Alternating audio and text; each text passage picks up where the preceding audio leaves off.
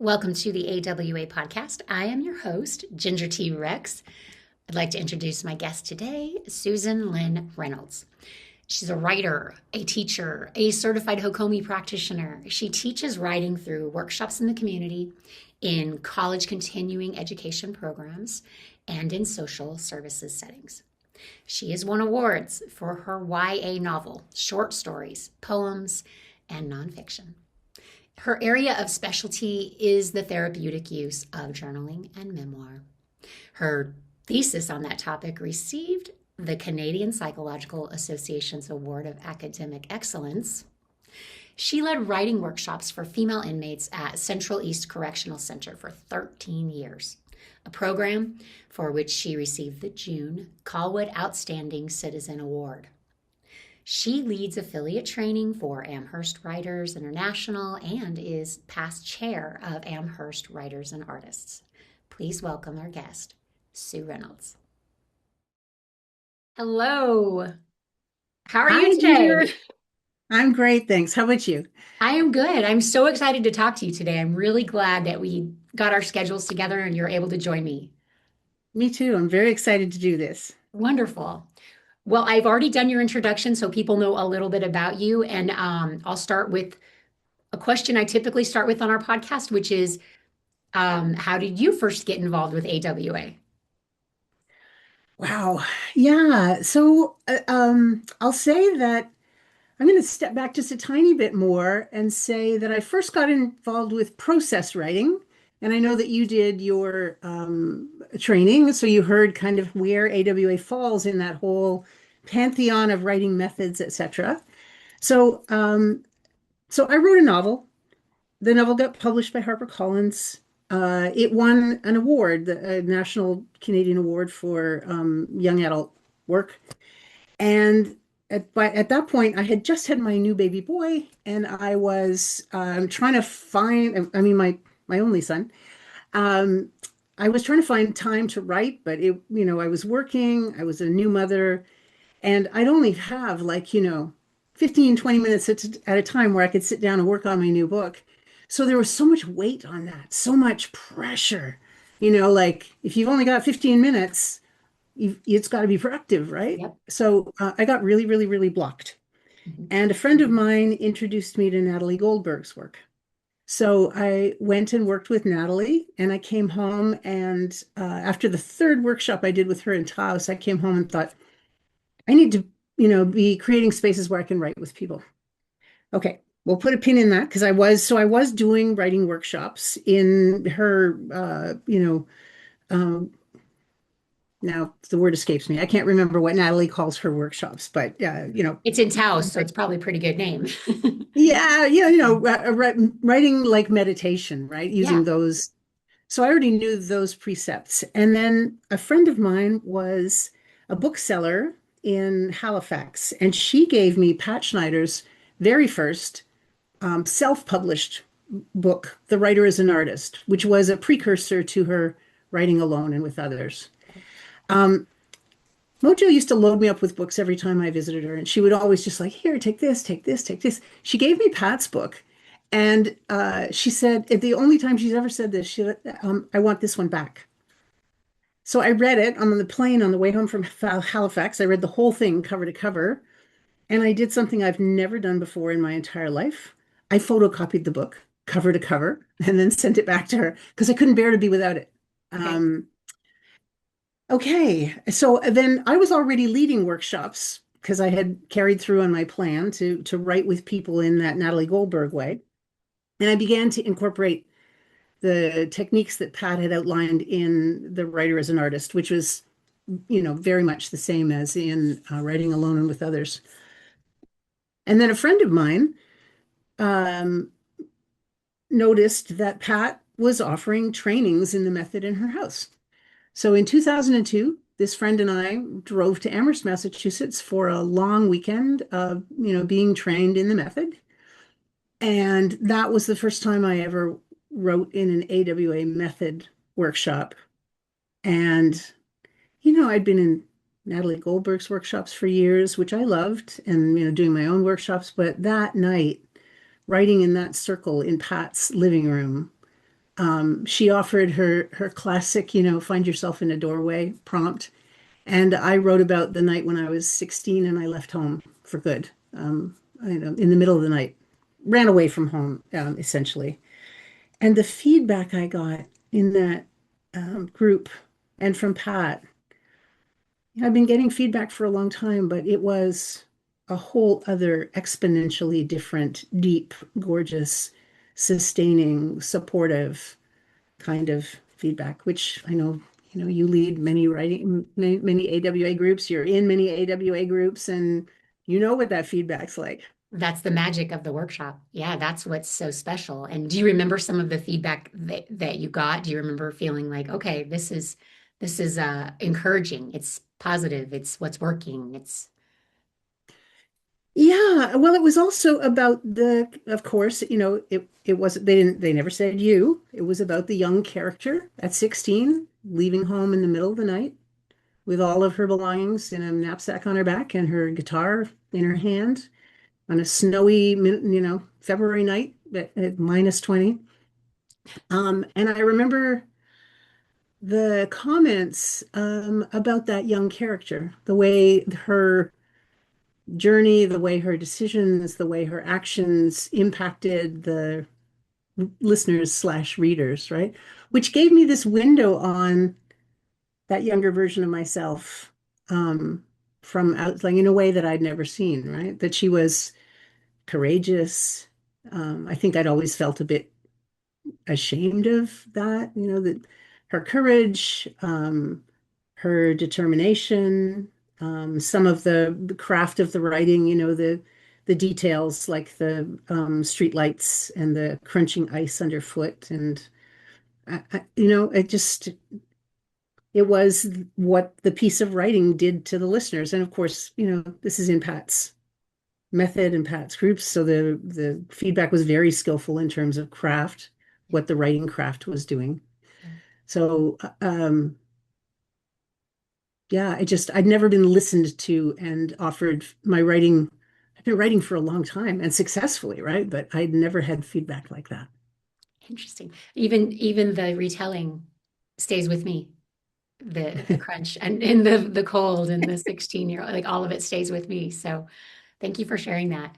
Um, Thank I you. want to, because of your leadership role, your experience, I want to know if you have a way that you could convey to listeners what the workshop's like, the method, like is there something you could share with us that would help convey what Amherst Writers and Artists is about, going to a workshop and developing craft? If you go to the Amherst Writers and Artists website, you'll there's a page there that says what you can expect, and it'll tell you the basics of the method, right? The beliefs on which the method is created, and the 6 practices that are essential in holding the space.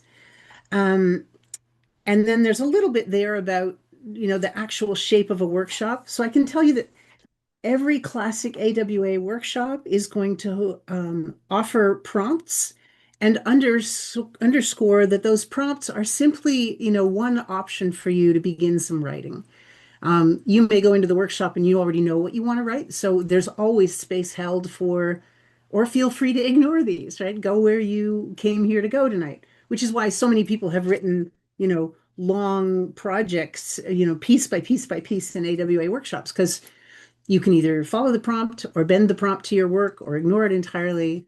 It's going to be timed writing, and there's something about having a specific amount of time, 10 minutes, 15 minutes, half an hour.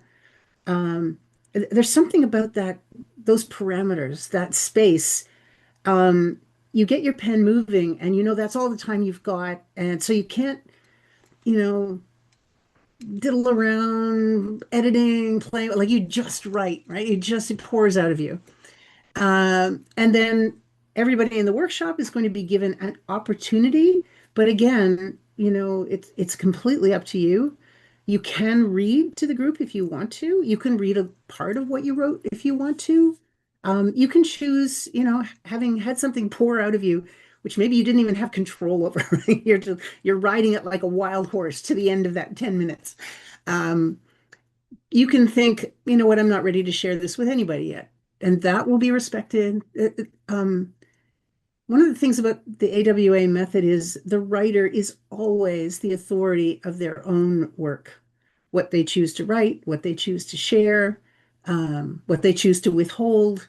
So there's going to be that, but you'll be given an opportunity to share, which you may do with, fear and trembling and shaking in your voice and panic. Um, there's a lot of that with new AWA, writers who are participating in a group for the first time. Um, but if you do choose to read, you will be given feedback on the work. The questions we always ask are, what's already strong in this? What's already working? What's going to stay with us, right?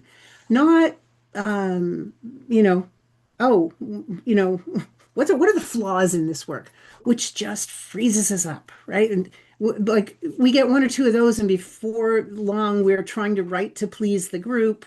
We're trying to write to get good feedback, to be told we're a good writer. But there's something about the method that just allows us to delve more and more and more deeply into what we have to say and how we say it in our own voices, and celebrates what's already in a very first draft outstanding of that about that. Um, it's incredibly supportive and Yes. encouraging and Yes. keeps me coming back to the page and back to AWA groups over and over and over again. Yes, it's so freeing. And I think you said it so well what the method is about and what people can expect by coming to a workshop. That's exactly my experience. And the other thing I always remember is there's always that person that says, I'm not a writer, and then they read every I think that's like sort of a common theme. You're like, what's said the most in workshops by new people? Well, I'm not a writer, but that's always fun because you go, well, now you are. Oh, yeah. Right. Yeah. Yeah. Yeah, so something else that people often say is, the prompt will be offered. They will have followed the prompt, which, that there's no plan ahead of time because you don't know what it's going to be. And they just write and write and write. And then comes the end, it's time, and you say, who's going to share? And they'll like flip back through their pages and they'll say, I don't know if I did this right. Or they'll say, I don't even know what I wrote. Right? Like they're as surprised by their own work as we are listening to it because like the muse took over and they Yes. were just along for the ride. And it just pours out of them. And I think after you get that feedback, you think, well, okay, that was working and more of that. And so then you continue to allow those kinds of writing sessions to take place instead of the alone in your studio computer, the vacuum of the keyboard, and you're all alone. It's supportive. And so, yeah, well said. I appreciate you explaining that. I do want to ask you, don't feel like you have to, but if you have something you would like to read, you could introduce a piece and read a piece. Other people have, but it's up to you. Sure, sure. Okay. Yeah, I would love to do that. I pulled a couple of pieces up on my screen. So I will just um, find the one that I feel like reading in this moment. Okay. Yeah, so this is Trying to Sleep, is entitled Trying to Sleep on the Floor of My Mom's Hospital Room. This is so reminiscent of the darkened cabins on overnight flights to Europe. Here, light shines oblique from the nursing station, like the glimmer from the back galley on the plane. The nurses sound like air stewards, murmuring while they eat dinner, the scent of their microwaved midnight meals, disseminated by the hospital ventilation, droning like the ever present engine hum in the plane. Both places have call bells for aid in the dark, requests for someone to deliver a pillow, a blanket, a glass of water, or a tablet of hydromorphone, something to ease the long journey to the eventual destination. Your bed is a marvel of engineering. It reclines so much better than those wretched economy seats. This bed has lights on a panel along the foot end, reminding me of those winking lights extending out along the wings that keep us aloft, signaling where we are in the dark, above the hungry sea seething below. Well, that puts you in a place, doesn't it? Wow. I so much of that stays with me, the eventual overnight destination and the droning like the engine. Thank you very much for sharing that. That hit home for me, Thanks, and Adrian. I'm grateful for that piece, and I understand that piece, and that was very kind of you to share. Appreciate that. Thank you. Wow. Well, okay. I do want to ask, um, people that haven't been to a workshop might feel nervous about sharing whatever they're sharing, and I think there's something we say in our workshops, which is treat all writing as if it's fiction, and we treat we don't say you as the writer, and I think that's a thing that people sometimes it's hard to get the hang of. And you've taught that to facilitators. And I think what the magic is in that is that we have the freedom to write. You don't have to get it exactly right, with all the details. It's not a newspaper article. And so people need to understand no one's going to say when you wrote that or when, and that's something that we honor and I think does create that environment. Do you have a way for people to remember that commenting on work is so important? It's just as important as receiving that feedback. But how do you teach that so that you feel like it resonates with the participants in a workshop? Yeah, thank you. Great question. Um, right. So one of the practices, I talked about the six practices that are on the website, about how we hold space safely. So I'm actually going to step back a little bit and say that I think that is part of the whole. There's a confidentiality piece in AWA workshops. If you write, you don't have to read. That's the first piece of confidentiality, right? Um, if you do read, we are going to treat that work. I know we used to say, actually, as though it's a work of fiction. We actually shifted that a little bit these days. We say we're going to treat that as story, as narrative, as text, as a piece of writing, or even as a piece of literature, which means that we're going to talk about it the way we would talk about, anything that we were looking at in an English literature class. We're going to talk about the character. We're going to talk about various elements of story theory. We're going to talk about various elements of craft. Yeah. Um, but the piece, particularly about the character, um, and again, I'm going to sort of step sideways and say, sometimes people get confused about the AWA method because we always say, one of the easiest ways to remember this is like, don't use the word you. When you're referring to the content of the piece, don't say, oh man, when you had that fight with your sister, that was so harsh, I right? struggle with It's that. like, That was hard for me to learn to not yeah. say you. That was really hard. Yeah, and sometimes I still go to writing workshops to learn that aren't in the AWA method, and I have to say that's the hardest part for me now in being in other writing workshops because it feels like such a violation to assume that the piece that they've just listened to is taken from my life, is part of my experience, even if it's memoir. Yeah.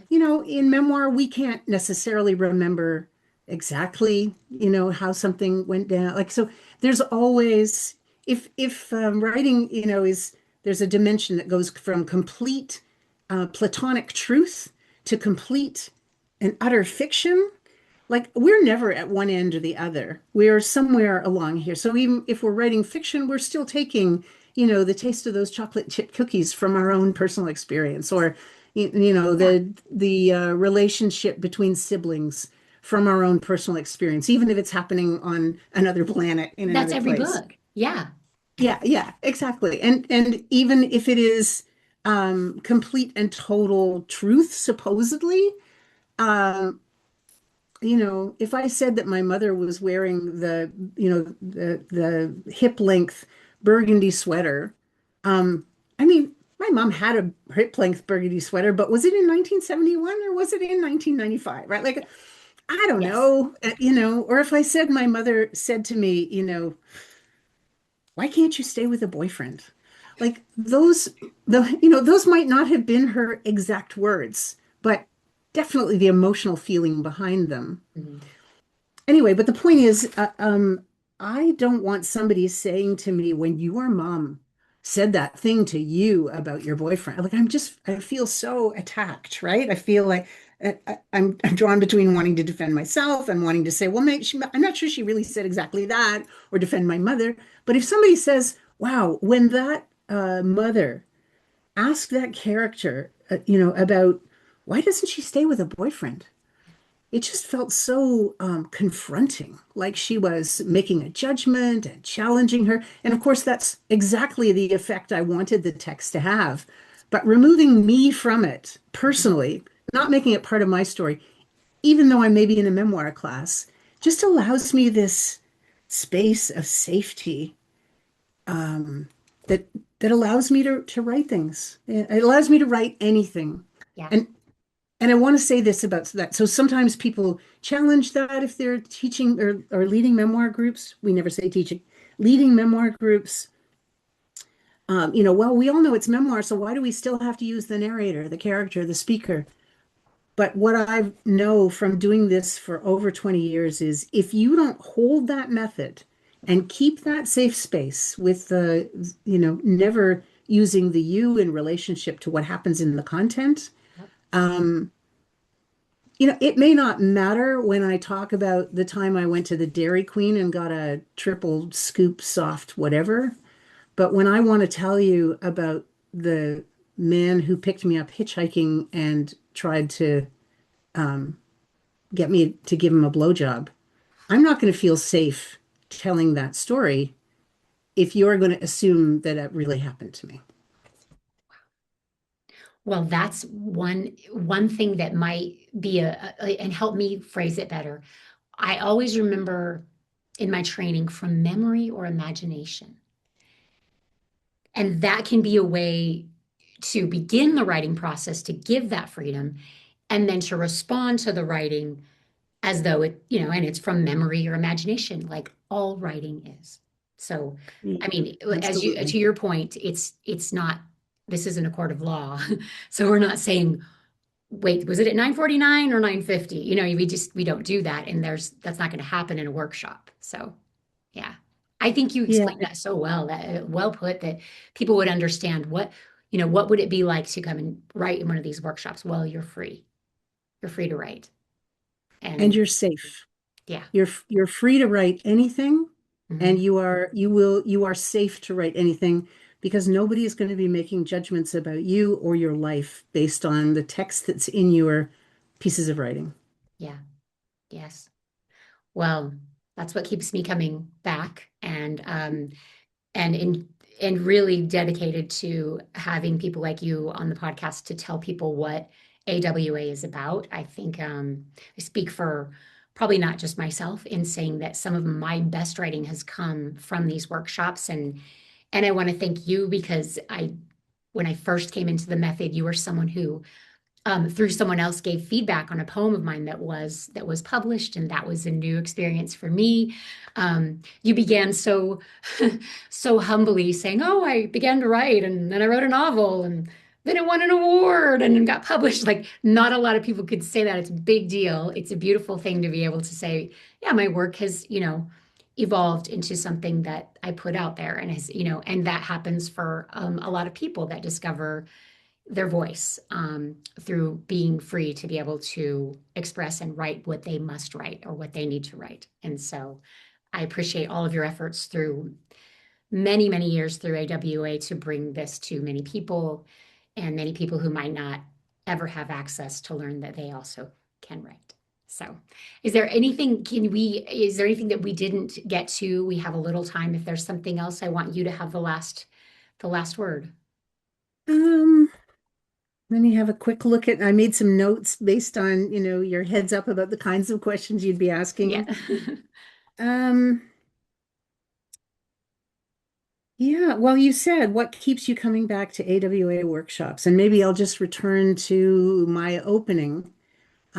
What keeps me coming back to AWA workshops is this magic mix of accountability, In other words, I sign up to write with a bunch of other writers and with a leader, or if I'm facilitating, I sign up to write with a bunch of other writers. So that, there it is, the time, the place, the 2 hours or 3 hours or whatever, right? I'm going to be writing. I know that like AWA workshops are generative. We're going to be producing new writing in them. So that's number one. I'm always looking for some place that I'm going to be able to generate new writing.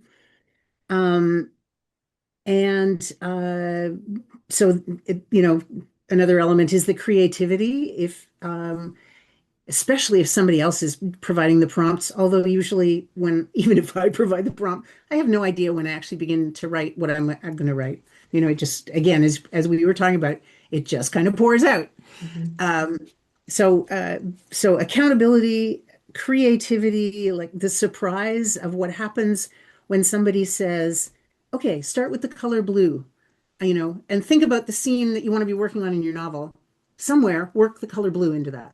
And then you're off, right? And you've got this idea that there's some blue out there somewhere, but whether it's going to be the sky or the blue door that the character's going to go through or the color of the jeans of the guy she's kind of eyeballing, like, who knows, right? But there's something about the prompt, the magic, the generative magic of that. And then it's the community. And as we've already been talking about, the craft-based, thoughtful, strengths-based feedback that over and over and over again, even now, all these years, of writing later, it's still so sweet. The feedback, I feel like a hummingbird with my beak stuck in a big flower full of nectar when I hear what people offer me back to what they just heard. And I know it's like that for other participants. So that's what keeps Absolutely. me coming back. Oh, and I didn't even say it, the community, the sweetness of the group of people that were writing. I mean, if you're only there for one workshop writing with these people once, it's magic already because you'll just be so blown away by what people will produce to the same prompt. The range, the variety of what people will come up with, it gobsmacks me every time. But also, if you happen to have like an ongoing workshop where you're writing with the same people for, week after week, 4 week, 6 week, 12-week series, um, the depth of the relationships that develop, it's so nourishing. And in a time when the Surgeon General says that loneliness is an epidemic, um, the AWA method is a tonic for that epidemic. It's antibiotics for that epidemic. Well said. Well said. And it is inspiring to be in those workshops and hear the work of other people. It makes you think, oh, if I could write like that, and you can, we all can. So Oh, can I say one last thing please, to yeah, that? yeah, go for it. Yeah, um so I often have people because the work that's produced in these workshops is staggering, right? You just one after another, you're like, "Oh, I can't believe where they went with that, what they wrote, what they produced." Yeah. And sometimes I'll have new writers work with me and they'll get in touch with me and they'll just say, "Oh, I can't write like anybody else. Like they're all so good and I don't write like that and I don't feel like my writing's enough." That can happen. And then my job is to say to them, which is the absolute and utter truth, what you don't understand is everybody else is feeling the same way about your work. Like they can't write in your voice. They can't write your content. They can't come up with what you came up with in response to that prompt. They are just as astonished by what you've done as you are by what they've done. And that is a truth that, if they stick with it, if they keep coming back, they eventually gain that knowledge, that self-knowledge, that self-confidence, and recognize that in their own work. Yes. I am grateful that you said that. I really feel that there's a writer in everyone, and a writer is someone who writes, and no one but you can tell your story. No one but I you. got I got goosebumps when you said that, Ginger. Yes, it's absolutely true. Yeah. I'm grateful. I knew this was going to be a lovely meeting today. I was really looking forward to this. So thank you for joining me. And I'm grateful. Like I said, I really appreciate the time. I know you're a busy person, so thank you. Oh, I'm so delighted to have been here. Thank you for your really thoughtful questions. And yeah, I feel really great about this interview. I'm an AWA evangelist. I want the word to get out there that this is a radically different kind of writing workshop. So thank you for the opportunity to proselytize once again about this method. Yeah, thank you for taking it. All right, taking the chance. All right, well, thanks. Take care. Have a wonderful day. Thank you too, Ginger. Bye. Bye.